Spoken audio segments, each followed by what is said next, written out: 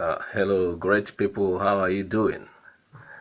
I'm Azuka OJ, and let's look at the trending news as usual. Over the weekend, certain things happened. Igbo land is turning into something else. I am confused, truly. When I heard all that happened, including the killing of our Akonyele, and last week, I was bothered and I kept wondering who could be behind all these attacks, since IPOB have been saying they aren't.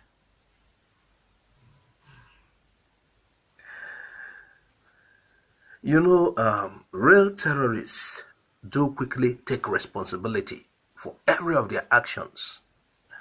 And they also do it on time. Yeah, but I can't really understand.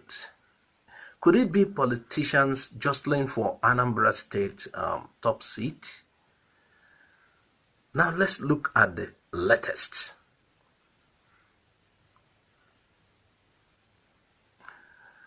According to the news report, IPOB allegedly burnt Joe Igbokwe's house in Nnewi. That is one of the latest. The report has it that the house of Joe Igbokwe, Joe Igbokwe, a chieftain of All Progressive Congress, Minister of Drainage in Lagos, he said his house in Nnewi, Anambra State, was razed on Sunday. And you can see the videos available. You already see that his house was actually razed. And Joe Igbokwe, we know his stance already. He accused the indigenous people of Biafra, IPOB, of burning down his house, saying that he is sure, given the jerrycans of petrol he saw being offloaded from the Sienna car through CCTV. Oh, he has CCTV. Well, he gave God the glory that he is still alive. At all, nine bad pass. Though his greatest regret, according to him, was his study, he burnt study. Those books he's reading to misinterpreting the Igbo. Anyway, I have not had an official IPOB's reaction to the incident, but few people I spoke with on WhatsApp are saying IPOB is not behind the attacks. And even the alleged attack on SSS facility in Nnewi too. They are even suggesting the opposition, which they see as the government forces, are carrying out the attacks just to paint IPOB and ESN in bad light. I don't even know what to believe again. And you know what? The fact is that everything is possible.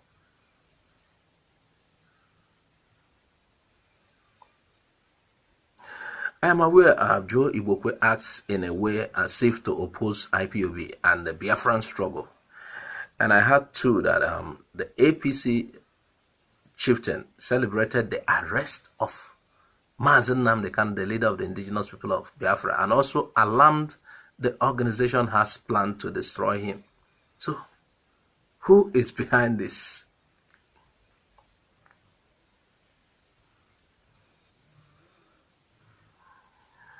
Anyway, our next story is centered around still IPOB. Anambra loses 19.6 billion naira every day due to sit at home. This is according to Soludo. Soludo is aspiring, governorship aspirant, and they are beginning to weigh things. This is very sure, yes, because sit at home hampers economic activities. It is not a rocket science to estimate what is lost and every other pains associated with such sit at home. IPOB has announced Ghost Mondays to protest the kidnap of their leader, Mazen Namdekano, in Kenya, and his continued detention with a DSS facility in Nigeria. Before the sit at home order, most Igbo leaders have failed to speak concerning the matter. Most of the cries today are because of the negative impact of the sit at home. They didn't do anything. They didn't say anything concerning the abduction of Mazen Namdekano. So IPOB imposed the sit at home. I think Igbo leaders should speak with one voice in demand of Mazen Namdekano's release. From all indications, the organization IPOB has threatened to carry on with activity until their leader becomes a free man. That is the way they choose to go about it. We don't know what other measures they will introduce, but that, for now, that is how they choose to go about it.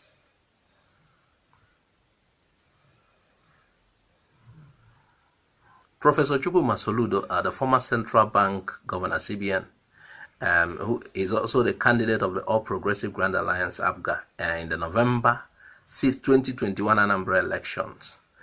He stated that Anambra state economy losses an estimated sum of 19.6 billion. That is very big. Every day, anytime there is a sit-at-home directive by IPOB, and which is always enforced.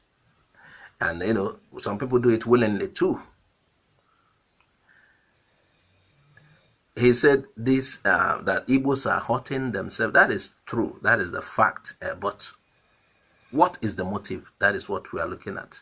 Soludo made this information known day before yesterday during a meeting with Anambra State elders and stakeholders forum of heads of broadcast media stations, as he called on the people spilling blood in the state to have a rethink, adding that such actions did not define who the Anambra people are. That is the fact. That is the very fact. I'm looking at what prompted it. But these people enumerating the loss is not just enough, but finding a solution to it. It is really biting hard. It is hurting. I agree. All of these are true. But what are the reasonable moves? What reasonable moves are Igbo leaders making to see that it ends? Not just telling, you know, there is something brought about that sit at home.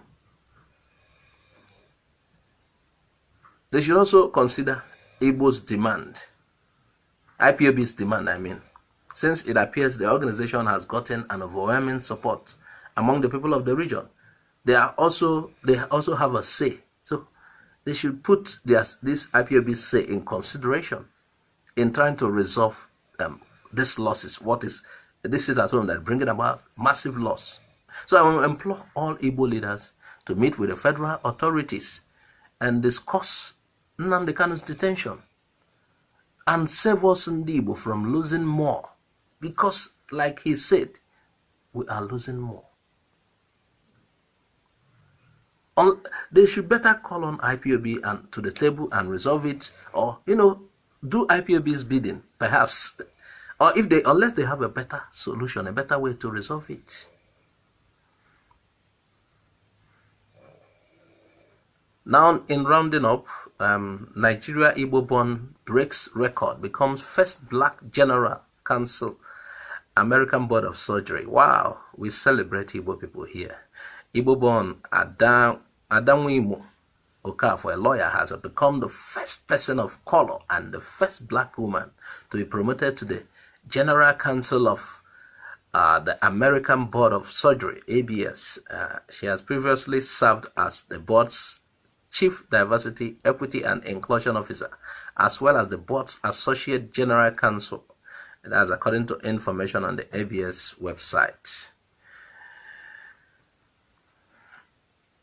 ABS is an independent non-profit organization founded in 1937 for the purpose of certifying individuals who have met a defined standard of education, training, and knowledge in the field of surgery.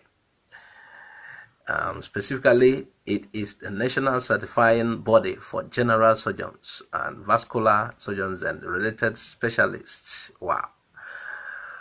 Okafor shared the news on LinkedIn on Friday, 1st October. She said she still couldn't believe the news, considering her background.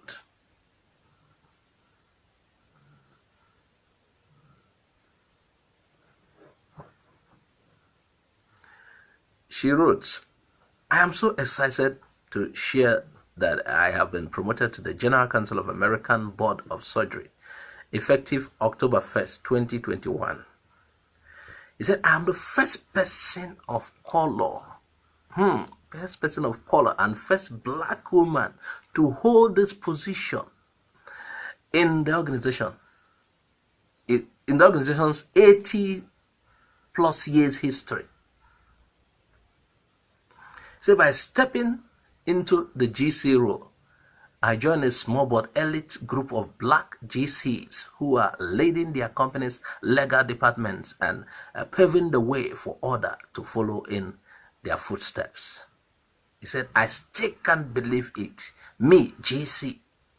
You know, there are certain things that will happen and you'll be stunned. That is the way she's feeling right now.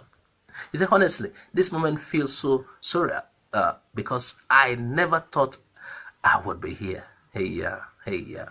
Nice one. He said, my journey to becoming a lawyer was full of ups and downs. You know, normally, some of the times in the beginning is so hard, but you don't know where you get to actually. There were times, he said, I felt like this is my calling and my purpose. Other times I felt like I didn't belong. I wasn't supposed to be here at all.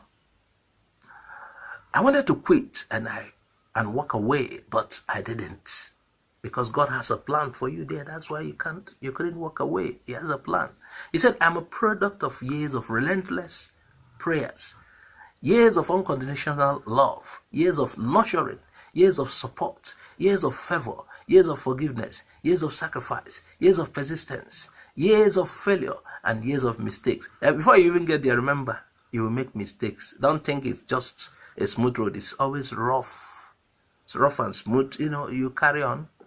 So years of great and God's daily grace, and years of overcoming some of life's biggest and most challenging moments. There is never anyone that had it easy. It is not a bed of roses. You have to, but at the end, persistence. Okafor says she was ready to make an impact in this new chapter of her career. She holds a degree of law from American University, Washington College of Law, as well as an undergraduate degree from Southern Methodist University. Born in Nigeria, she was raised in the United Kingdom before moving to the United States with her parents when she was a teenager. Once in the U.S., Okafor and her family lived in New Haven City at Buffalo, NY, in New York, before settling in Dallas, Texas. Okafor, Igbo Area TV is proud to identify with you.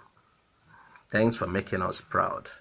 And this is where we draw the curtain for today. Please, viewers, add your comment. Tell us what you think about our video. Like our Facebook page. Subscribe to our YouTube channel. I'm Azoka OJ. Bye for now.